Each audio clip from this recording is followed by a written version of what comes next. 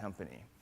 And the other great thing about that is during our busy Q4 holiday season, which is coming up, people from all different departments hop on the phones, and then we don't need to worry about hiring temps that may not deliver the same service level, or they may not be great for our culture. The other thing we do is everyone that's hired during that new hire class, at the end of the first week, we make an offer of, it says $2,000 here, it's actually now up to $4,000 to quit and leave the company right then and there. And that's a standing offer until the end of the training, and then we extend it a few weeks after that.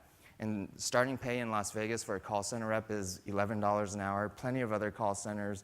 So it's a pretty significant amount of money, and the reason we do that is because we don't want employees there for a paycheck. We want employees that really believe in the long-term vision of the company and really feel like this is the right culture for them. There's also something we put out once a year called a culture book, which I'll make freely available to anyone that's interested. But basically, every year, I ask employees to write a few paragraphs about what the Zappos culture means to them, and except for typos, it's unedited, so it includes the good and the bad. So kind of like how on Amazon you might see customer reviews of products, these are essentially employee reviews of the company. We're also very active on Twitter. If you go to twitter.zappos.com, you can kind of get a feeling for what the culture of our company is like, because we have a page where we aggregate all of the tweets together. So in terms of our brand, for at least over the next several years, we have something we internally refer to as the 3 Cs: clothing, customer service, and company culture. And this is kind of the life cycle of the customer. So customers that have never heard of Zappos before, have no idea what we do, want them to know we've got a great selection of clothing, footwear, and other product categories. Once they know about that, then we want them to know we're all about delivering the very best customer service. And that's not something we tell them so much as something they experience when they see how fast our shipping is, or how easy the free shipping both ways is, or call our call center and talk to someone that truly wants to deliver a great service. And once they know about that, then we want them to know about our company culture, because that's really the platform that makes everything possible. And that's part of the reason why we actually open up our doors and offer tours to the public. So we've actually had customers email us and tell us when they get that perfect outfit or perfect pair of shoes, that Zappos is happiness in a box. So whether it's the happiness that customers feel from getting that perfect outfit or perfect pair of shoes, or the happiness that customers feel from experiencing great customer service, or the happiness that employees feel from being part of a culture where the values of the company, the corporate values, match their own personal values, the thing that we realize ties all of these 3 things together is Zappos is really just about delivering happiness, whether it's to customers or employees, or we apply that same philosophy to our vendor partners as well. So when you come for a tour, the first thing you'll see is the Zappos library. There's about 30, 40 titles in the reception area, but it's actually a giving library. One of our core values is to pursue growth and learning, and we give all these books out freely, not only to our employees, but to visitors as well. Some of the titles rotate in and out, but 2 of the titles, if you guys have not read these books, I would strongly, strongly recommend are Good to Great and Tribal Leadership. And I actually wish these books existed prior to Zappos being founded, because it would have saved us a lot of trial and error. And in fact, we even teach classes on these books to our own employees.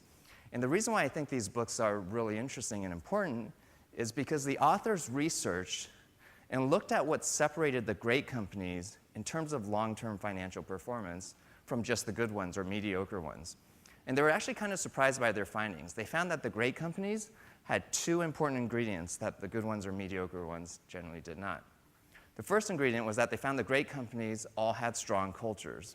And for us, we formalized the definition of our culture into 10 core values. But we actually didn't always have core values at Zappos. It wasn't until 5 or 6 years into the company that we rolled out our core values. And it was actually one of those things that a lot of us, myself included, kind of resisted in the early days, because it felt like one of those big corporate things to do. And part of the reason we felt that way, or at least why I felt that way, is because a lot of, especially bigger corporations, have these things called core values or guiding principles or so on, but the problem is usually they're very lofty sounding. They kind of read like a press release that the marketing department put out. They sound exactly the same as their competitors, and maybe you can read about it on the website, learn about it on day 1 of orientation, but then it just becomes this meaningless plaque on the lobby wall. Well, we wanted to come up with committable core values. And by committable, meaning we're actually willing to hire or fire people based on whether they're living up to those values, completely independent of their actual job performance. And when you use that criteria, it's actually a really hard list to come up with. It took us a year to come up with it, and it was, we involved the whole company. It wasn't just a few senior executives at an offsite somewhere. And so here's actually the 10 Zappos core values. And what I discovered accidentally a couple years later after we came out with these core values that I thought was really cool is if you do a Google search for any of these values by themselves and just choose one of them, in almost all cases, Zappos is the #1 search result. Whereas for most companies, pick a random company, pick a random value, do a Google search for it, and page after page after page, that company's name is nowhere to be found. So we actually have interview questions for each and every one of these values. The one that probably trips us up the most during the hiring process is the last one, be humble, because there's a lot of smart, talented people out there that are also egotistical. And for us, it's not even a question. We just won't hire them. But the conversation at a lot of other companies might be, well, this person might be kind of annoying and rub you the wrong way, but he's going to add a lot of value, and therefore we should hire this person. And that one hire may or may not bring the company culture downhill, but I think if you keep making compromises like that over and over and over again, that's why most large corporations don't have great company cultures. It's also probably the one that's hardest to actually ask an interview question for, because you can't just ask a candidate, how humble are you? And they say, I'm the most humble person in the whole wide world, hire me.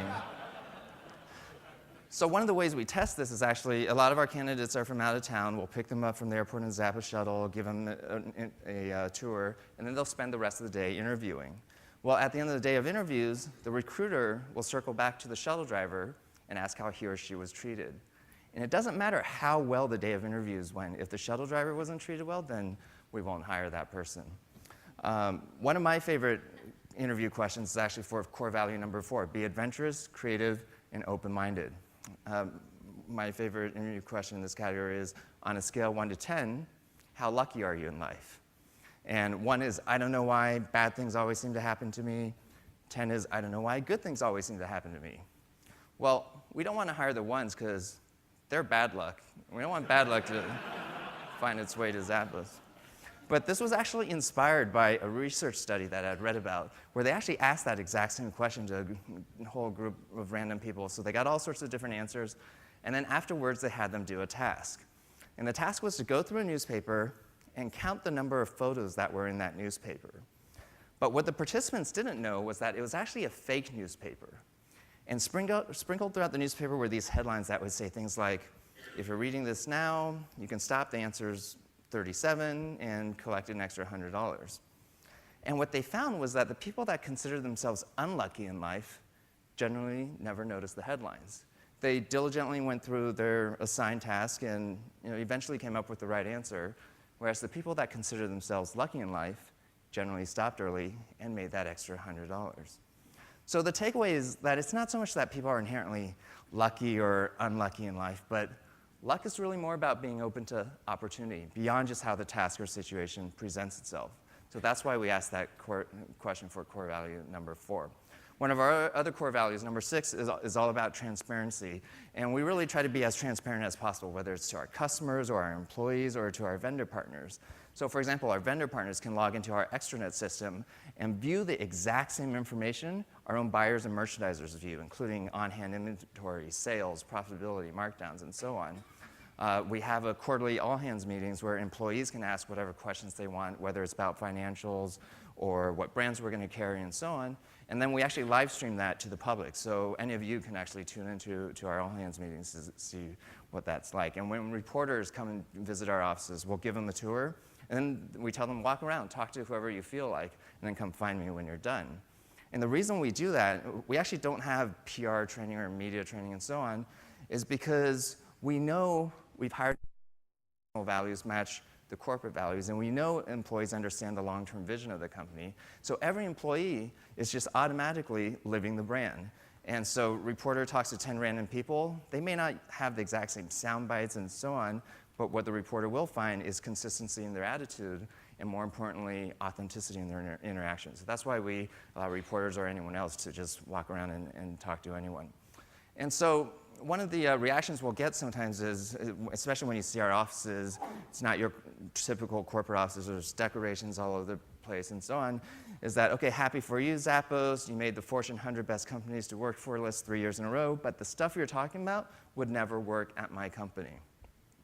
And what I found really interesting from the research from those 2 books, Good to Great and Tribal Leadership, was that they found it actually doesn't matter what your values are. What matters is that you have them and you align the entire organization around them, and you commit to them. And by committing to them, meaning you're willing to hire or fire based on them independent of their actual job performance.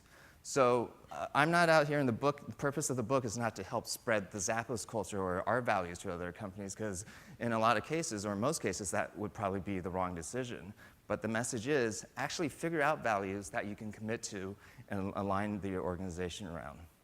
So one of the other reactions we get sometimes, and I'll make this presentation available, is, oh, maybe this only works for internet companies or technology companies.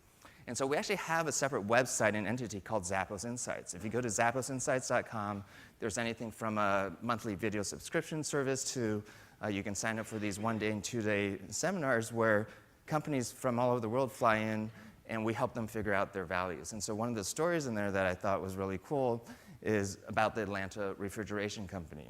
They're based in Atlanta, Georgia, and they do refrigeration repairs out in the field. So in some ways, you can't think of a more opposite company or industry than Zappos. And they went through, and then a few months later, after focusing on making customers happier and making employees happier, and it was really neat. They even sent us before and after pictures of their offices and really focused on company culture. They reported back that not only is everyone happier, but their revenues and profits are up in a down economy doing refrigeration repairs. So for us, it's just been really exciting to see this whole concept of happiness as a business model spread to other companies and organizations and industries. So going back to the research from Good to Great and Tribal Leadership, I said the authors researched and found that there were 2 ingredients that separated the great companies in terms of long-term financial performance from just the good ones or mediocre ones. The first one is that they all had strong cultures. The second one I actually found really counterintuitive. The second ingredient they found was that the great companies all had a vision that had a higher purpose, beyond just money or profits or being number one in a market. And the weird thing about that, and ironic thing about that, is that by actually having a higher purpose, that's what enabled these companies to actually generate more profits than their peers and competitors. So sometimes at entrepreneur conferences, people will approach me and ask me, what's a good market to go into where I can make a lot of money? And my advice to them is, rather than have money be your primary motivator, think about what would you be so passionate about doing that you'd be happy doing it for 10 years, even if you never made any money from it, and that's what you should be doing. And if you do that, it will actually greatly increase your chances of making more money, because your passion is what's going to get you through the tough times, and every business has its ups and downs, and your passion is going to rub off onto employees and customers and your business partners and so on. So I like to say chase the vision, not the money. There was a movie that came out several years ago called Notorious. Did anyone in this room see this very important movie? No. This is actually, I think, the best response I've ever seen, because normally one person raises their hand. I thought I was the only person that saw this movie because I think it only lasted a week in the theater. But in this movie, Puff Daddy says to rapper Biggie Smalls, also known as Notorious B.I.G., "Don't chase the paper, chase the dream."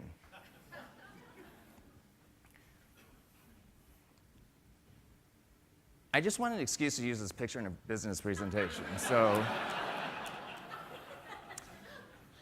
So if you're an entrepreneur, think about what would you be so passionate about doing that you'd be happy doing it for 10 years, even if you never made any money from it. And that's what you should be doing.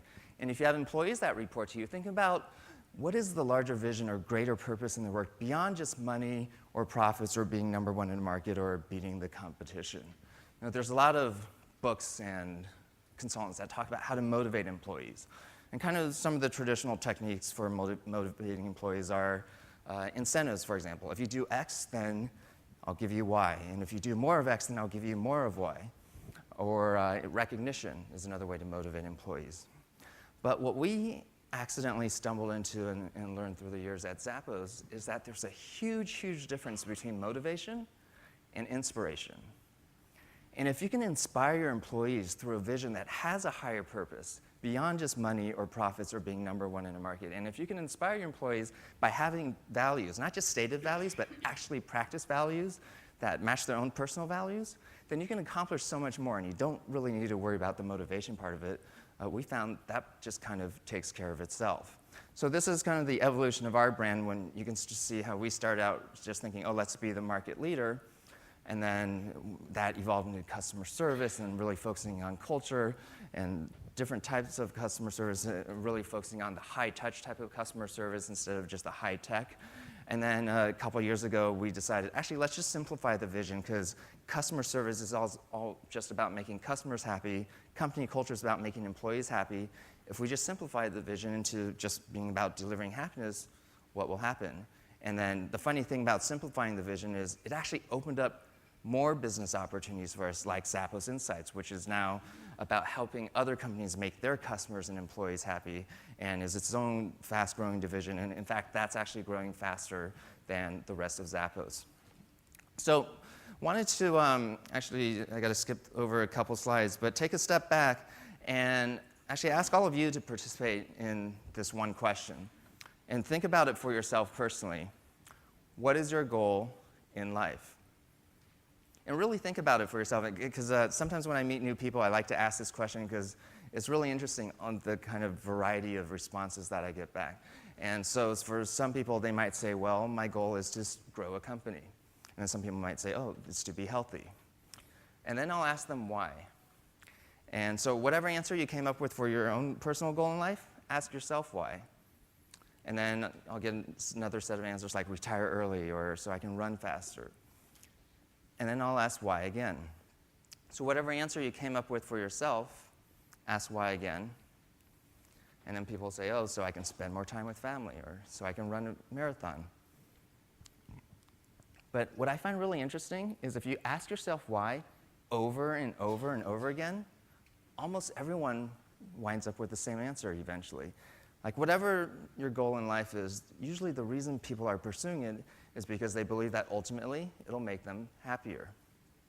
So a few years ago, having nothing at all to do with Zappos, this was just kind of a side hobby I was doing on weekends, I started reading all these books and articles about the science of happiness.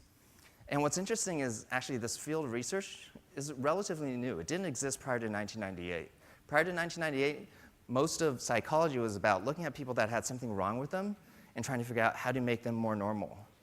Right? But almost nobody bothered to study how to take normal people and make them happier. And I thought, oh, that's kind of interesting. And as I started reading more and more of the research that's been done, one of the consistent findings in the research is that people are actually very bad at predicting what will make them happy on a long-term sustainable basis. Most people think, oh, once I achieve this or once I get this, then I'll be happy. When the research actually shows that's not true. Like look at lottery winners, for example. Their happiness right before winning their lottery and their happiness level a year later. And a year later, it's the same or maybe even a little bit lower than what it was before. So I started thinking, well, at Zappos, if we're trying to make customers happy and trying to make employees happy, it's actually not as simple as just asking them, what can we do better? How can we make you happier? Because the research shows they don't actually know. And there's a lot of science behind some of the stuff we do at Zappos in terms of website conversion, repeat customer metrics, and customer acquisition, and so on. And so if our goal is to make customers and employees happy, what if some percent of the time was actually spent just reading up on the research that's been done on the science of happiness? And I was thinking, how could that help not only myself personally, but actually help the business? And so many people go through their entire lives kind of putting off that happiness at the end, thinking, okay, one day I'm going to do this thing that I actually care about or that I'm passionate about. And sadly, for many people, that day never comes because it's always, oh, I'm going to do that one day.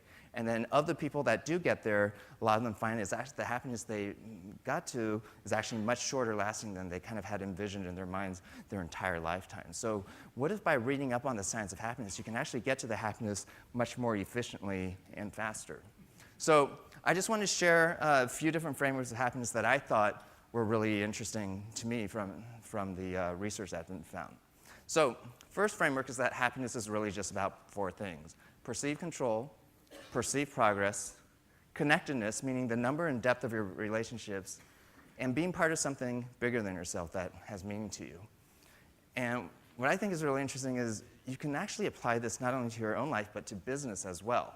So for example, at Zappos, for perceived progress, in our merchandising department, we used to hire people at entry level, and then they get trained, certified, and so on, and then 18 months after that, they'd get a promotion. And then they'd get additional training and certification, and then get another promotion 18 months after that, and become a buyer, which at Zappos is a pretty big thing. So total time to go from entry level to buyer was 3 years. Well, we changed that a few years ago so that instead of a promotion every 18 months, we gave them smaller promotions every 6 months. They still had to go through the exact same training and mentorship and certification, and it still took them exactly 3 years to become a buyer, but we found employees were suddenly a lot happier because there was that ongoing sense of perceived progress. And it cost the company nothing to implement that. Another framework is Maslow's hierarchy. There's a great book called Peak, P-A-K, by Chip Conley. And he actually takes these Maslow's and condenses it down to 3 levels and applies it to customers, employees, and investors. So for example, the 3 levels in terms of how employees think of their work are, do they think of their work as a job, career, or calling? And our whole goal is to move employees up that pyramid, and we still want them to be Zappos employees 10 years from now. And the only way that anyone's going to be an employee for that long is if they feel like they're continuing to grow both personally and professionally. So that's why we invest so much in the training and mentorship of our employees. And then finally, I wanted to share the 3 types of happiness: pleasure, engagement, and meaning. The first type I like to call the rock star type of happiness because it's all about chasing the next high. As it turns out, it's great if you can sustain it. The problem is it's really hard to sustain unless you're basically a rock star. And what the research has shown is that as soon as the source of stimuli goes away that's giving you that high, as soon as that goes away, your happiness level just plummets instantly and goes back to wherever it was before.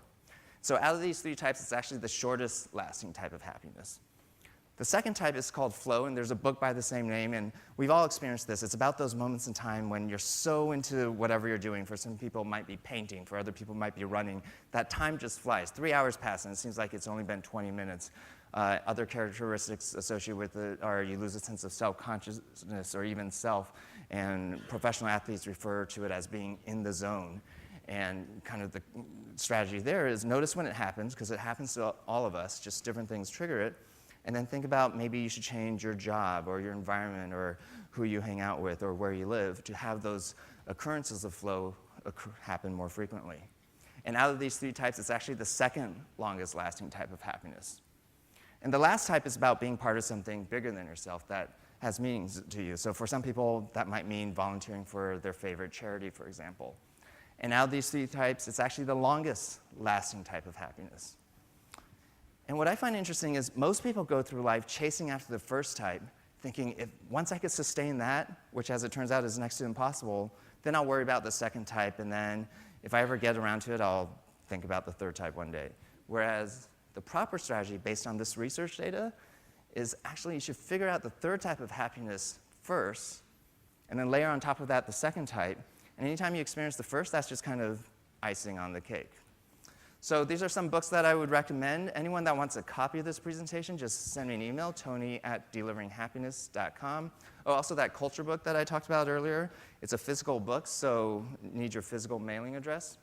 We also have a website set up for tours. You can just go to tours.zappos.com next time you're coming to Vegas and come for a tour. It's pretty fun.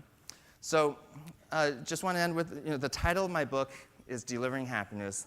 The subtitle is A Path to Profits, Passion, and Purpose. And the reason why I chose that to be the subtitle is because the research has shown you actually need all 3 of those to build a long-term, sustainable, growing business. And I think too many companies focus on just the profits part of it. They either forget about or ignore or don't care about the passion and purpose part of it, and that actually ends up hurting their ability to generate more profits in the long term. And kind of my weird aha moment was when I was reading up on the whole science of happiness research, was that happiness is really about being able to combine pleasure, passion, and purpose. And so for me, that was almost kind of the sign to what kind of nudged me to actually write the book and think, okay, maybe this is the right time to really spread this whole idea of happiness as a business model to other companies and organizations and industries beyond just Zappos. So just want to leave you with thinking about what percentage of your time do you want to spend reading up on the science of happiness. How can that help yourself individually and also help your business and your brand? And if the research shows that companies with a higher purpose actually generate more profits in the long term. And if the research shows that individuals with a higher purpose are actually happier, think about what is your company's higher purpose and what is your own higher purpose. And if through this presentation you've been inspired to either focus more on customer service and the customer experience to make customers happier, or you've been inspired to